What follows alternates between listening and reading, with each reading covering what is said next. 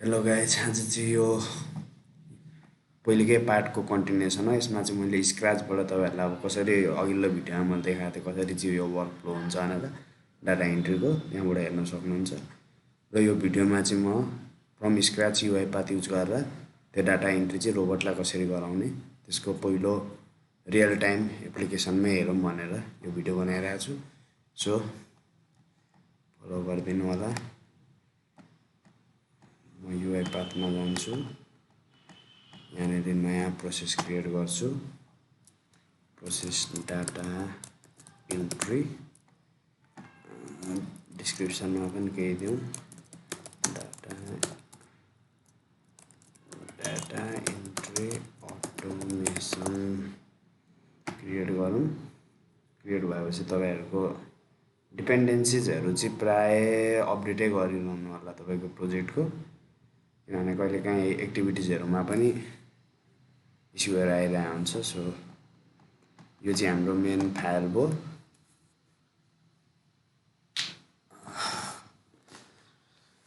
अब यहाँ चाहिँ एक्टिभिटिज प्यानलमा जानुपर्छ। एक्टिभिटिज प्यानलमा अब सिक्वेन्सहरू गरिदिउँ। पहिले एउटा सिक्वेन्स हालौँ जहाँ चाहिँ हामी कन्टेनर जस्तै सिक्वेन्स ड्र्याग एन्ड ड्रप हो सबै काम। सो त्यस्तो टेन्सनै हुँदैन, धेरै कोडिङहरू पनि युज भएको छैन।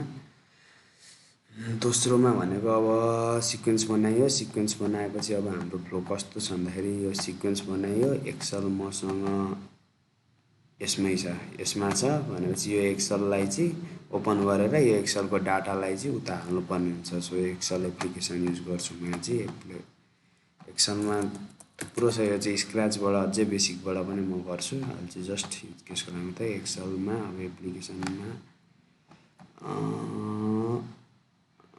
एक्सेल एप्लिकेसन स्कोप भन्ने हुन्छ, यो हो। यसलाई ड्र्याग एन्ड ड्रप गरिदिनुहोस्। यहाँबाट त्यसको हाम्रो एक्सेलको फाइल यही त होला नि।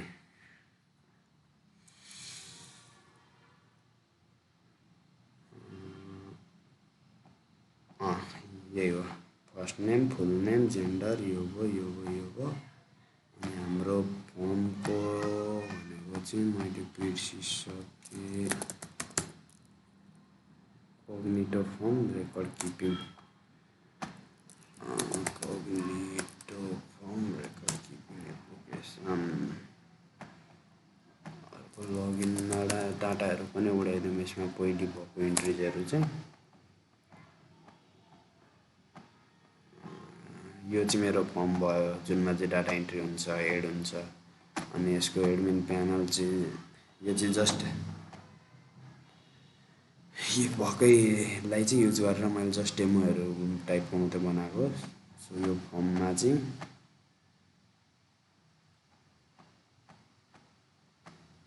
इन्ट्रिजहरू त टन्नै भइसकेको छ, पहिले पनि इन्ट्रिज भएको छ। सुरुबाट भन्दा पनि ल ठिक छ, यो भयो मेरो। इन्ट्रिजहरू भएको केही छैन।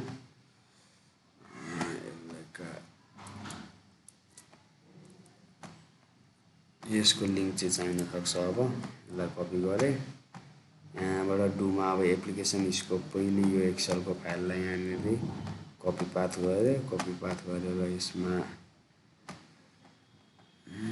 यसरी डाइरेक्टली फोल्डरै सेलेक्ट गर्दा पनि हुन्छ, अथवा पाथ कपी गरेर चाहिँ पेस्ट गरिदिँदा पनि हुन्छ। यो चाहिँ सजिलो छ। अनि यो डु एक्टिभिटीभित्र अब एक्सेललाई ओपन गरेँ। अब एक्सेल ओपन गरेपछि रिड गर्नु पर्यो। So read range activity use गर्छु म।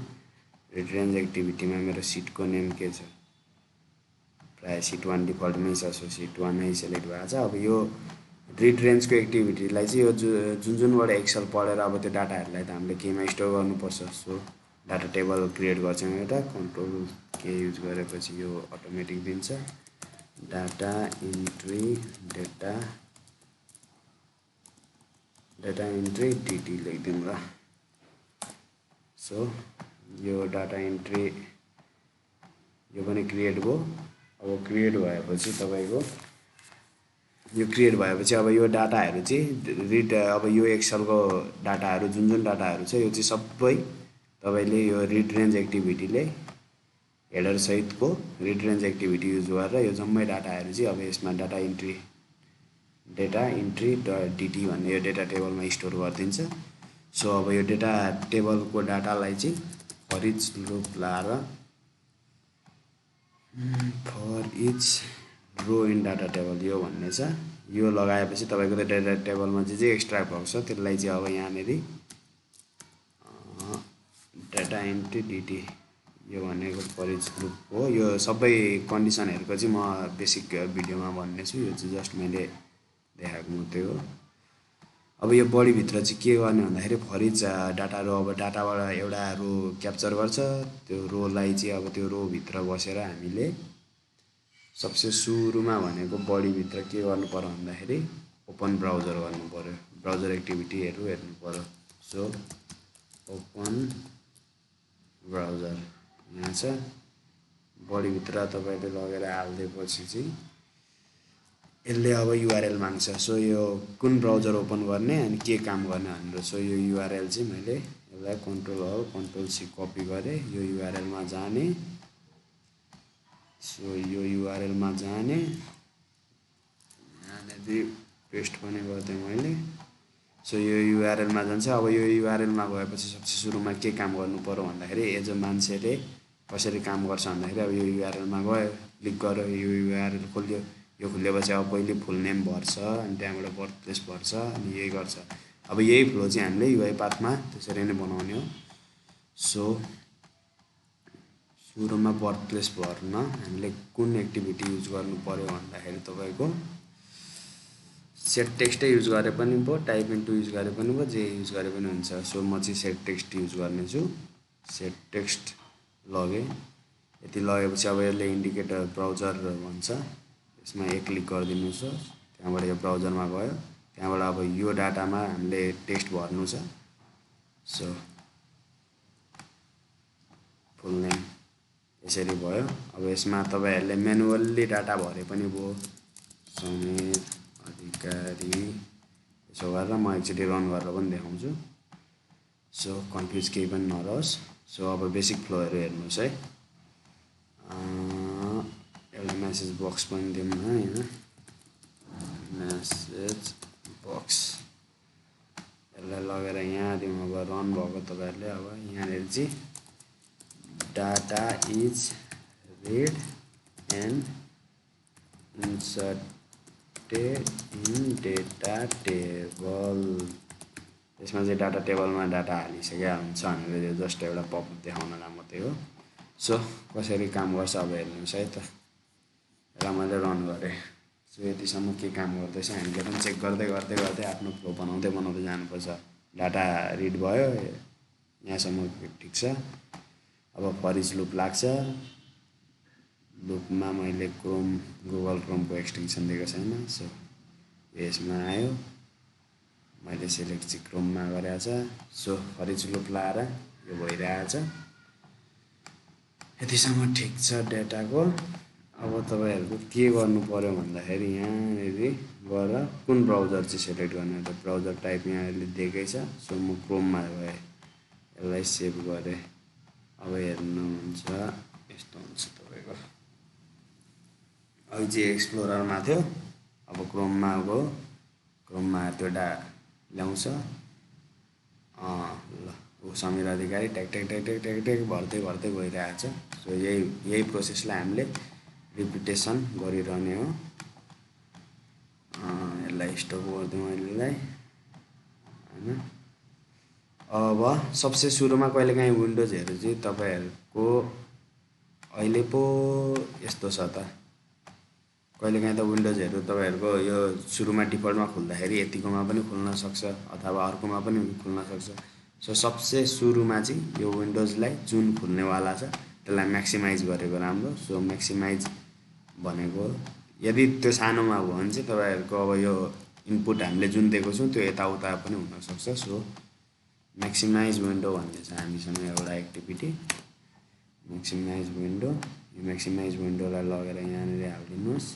यहाँ हालेपछि अब ओपन हुन्छ ब्राउजर, ब्राउजर ओपन भएपछि त्यसलाई म्याक्सिमाइज गर्छ त्यो ट्याबलाई। त्यो म्याक्सिमाइज गरेपछि अब फर्स्ट नेम यसरी पत्ता लाग्यो। अब यस्तै गरी सेट टेक्स्ट यसलाई लगेर यहाँ गरिदिउँ। अब अब यसमा पनि तपाईको फुल नेम भयो। अब दोस्रोमा हामीलाई के चाहिएको छ त बर्थ प्लेस चाहिएको छ। ओके बर्थ प्लेस पनि भयो। बर्थ प्लेसमा अब यो डाटा हाल्ने भयो। अब यो डाटा चाहिँ हामीले म्यानुअली हाल्नुको सट्टा हाम्रो फर इच लुप लगाएको छौँ। सो फर इच लुपमा चाहिँ के छ भन्दाखेरि फर इच लुपमा यो डाटा एन्ट्री टेबलबाट रोमा चाहिँ स्टोर गर्छ एकचोटिमा डाटा। सो रो डट आइटम अब हाम्रो एक्सेलको नाम के छ त हेडिङ कोलमको भन्दाखेरि फुल नेम तान्नुपर्ने छ सबसे सुरुमा अनि हाल्नुपर्ने छ। सो हेडिङ अनुसार फुल नेम। अब यसलाई केमा कन्भर्ट गर्नु पर्यो टु स्ट्रिङमा जानु पर्यो किन भन्दाखेरि स्ट्रिङमा मात्रै अपलोड हुन्छ। सो स्ट्रिङ भयो यो। अब यसमा पनि त्यसै गरेर रो डट आइटम डट फुल नेम पछाडि के छ त भन्दाखेरि बर्थ प्लेस। त्यो हेडिङ चाहिँ उता एक्सेलमा जे हेडिङ छ त्यही हुनुपर्छ। यता हेडिङ पनि टु स्ट्रिङ भयो बर्थ प्लेस भयो। अब कन्ट्रीको लागि पनि अब यो म चाहिँ अल्छी भएर हैन यसमै पेस्ट गर्दै ल यो हो। बर्थ प्लेसको लागि यो हो। यो भनेको अब तपाईको कन्ट्रीको लागि भयो। कन्ट्रीमा अब के गर्न सकिन्छ भन्दाखेरि यसमा भयो कन्ट्रीको सिलेक्ट गरौ। यतिसम्म ठिक छ हाम्रो यति भयो। यो भनेको जेनरल फिल्डहरु भर्ने भयो। अब हामीसँग चाहिँ के आयो भन्दाखेरि जेन्डर भयो। जेन्डर भनेको कि त मेल हुन सक्छ कि त फिमेल हुन सक्छ। यो रेडियो बटनमा छ। सो रेडियो बटनलाई चाहिँ के गर्ने भन्दाखेरि हाम्रो इफ कन्डिसनसँग चेक गर्न सकिन्छ यो केसमा चाहिँ। अब जस्तै भन्दाखेरि यसमा पनि हेर्दाखेरि जेन्डर एउटा मेल दुईटा मेल छ फिमेल छ मेल छ फिमेल छ। सो यो भनेको चाहिँ दुईटा मात्रै हुने भयो कि मेल हुने भयो कि फिमेल हुने भयो। अब यो डाटाहरु पनि जम्मै कि त यो करेक्ट अर्डर चाहिँ यही हुनुपर्छ मेल फिमेल अथवा एम एफ जे भए पनि हुन्छ तर सबैमा एउटै फर्मेट चाहिँ फ्लो हुनुपर्ने हुन्छ। सो अब इफ कन्डिसनको हेरौँ यसमा हामीसँग इफ कन्डिसन छ। इफ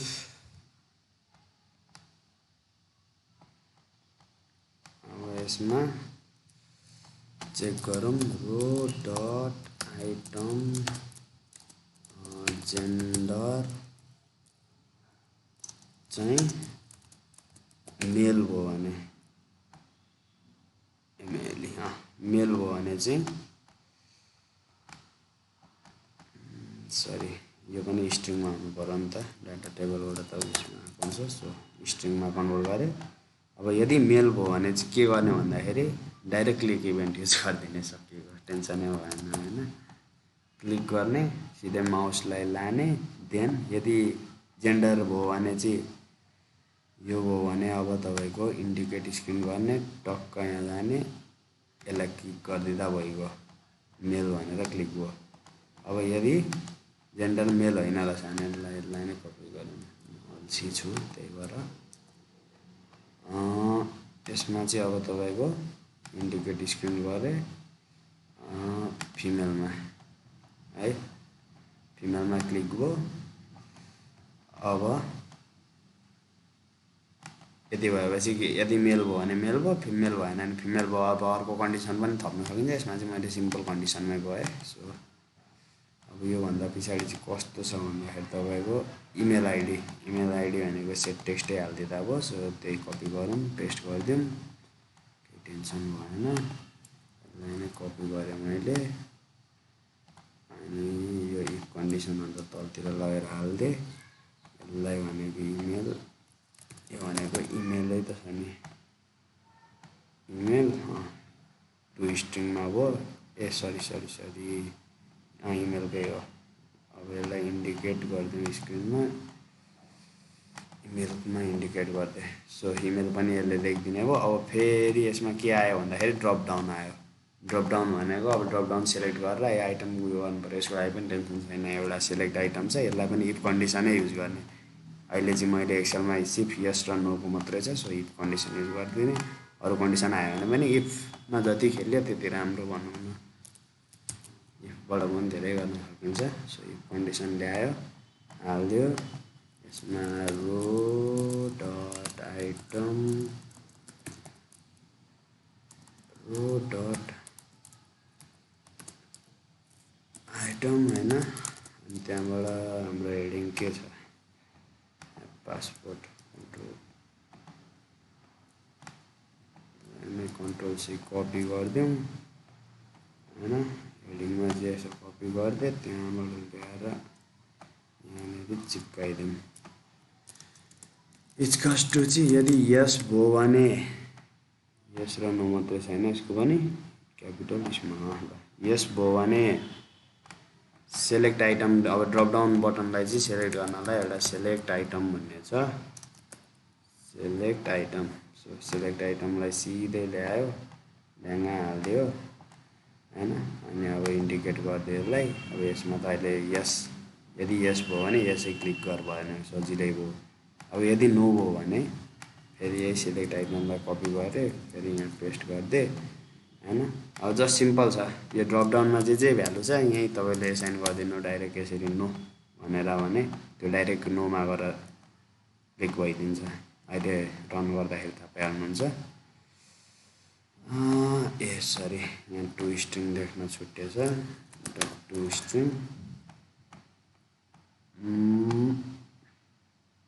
यति भयो अब यो सकिएपछि यो हाम्रो त प्रत्येक एकचोटि यो एउटा ट्याब खोल्ने बनाएको छ सो त्यो क्रोमको ट्याबलाई पनि क्लोज गरिदिउँ अनि अर्को खुल्छ फेरि हामीले परिचय उयसमा हालेका छौँ सो एकवटा ट्याबमै गरिदिउँ न त भनेर अब यसमा क्लोज ट्याब गरिदिने जम्मै काम गरिसकेपछि ए सरी सुरुमा त एड पनि हुनु पर्यो नि त एड बटनलाई क्लिक गर्ने अब सिधै क्लिक इभेन्ट हेर्ने माउस क्लिकलाई लिएर जाने यहाँबाट इन्डिकेट गरिदिने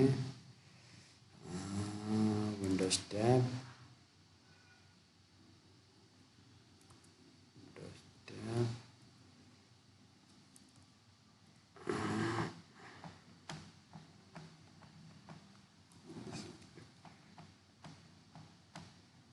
म के गर्न आँट्दै थिएँ यार कन्फ्युज बनाइदियो त ए सरी यसमा अब इन्डिकेट स्क्रिन अब यो क्लिकमा चाहिँ यसलाई क्लिक गरिदिनु भएर ल अब क्लोज ट्याबमा हानेको चाहिँ त्यो क्रोमको ट्याब क्लोज हुन्छ अब यो ब्राउजर यसमा केही गर्नु पर्दैन टेन्सन भएन सो अब यो कसरी रन हुन्छ भनेर चाहिँ अब हेरौँ मैले यसमा के गरेँ भने एउटा एक्सेल एप्लिकेसन खोलेँ एक्सेल एप्लिकेसनबाट भइभरको सिटको डेटा रिड गरेँ त्यो रिडलाई गरेको डेटालाई चाहिँ डेटा टेबलमा लगेर हालेँ डेटा टेबलबाट यो मेसेज पनि अब नदेखाउँदा नि भयो अब डेटा टेबलबाट एकवटा रोलाई लिए रोलाई लिएको रोलाई चाहिँ ओपन ब्राउजर भन्ने यो भनेको ब्राउजर ओपन गरेँ ब्राउजर ओपन गरेर त्यो लिङ्कमा गएर जे डाटा इन्ट्री गर्नुपर्ने म्याक्सिमाइज विन्डो गर्दै डाटा इन्ट्री गरिदिएको छु सो फ्लो चाहिँ यही नै हो सो रन गरौँ लेट्स होप इट्स वर्क गरेन भने चलाउँला केही छैन आफूले त भन्ने सो रन गरिदिउँ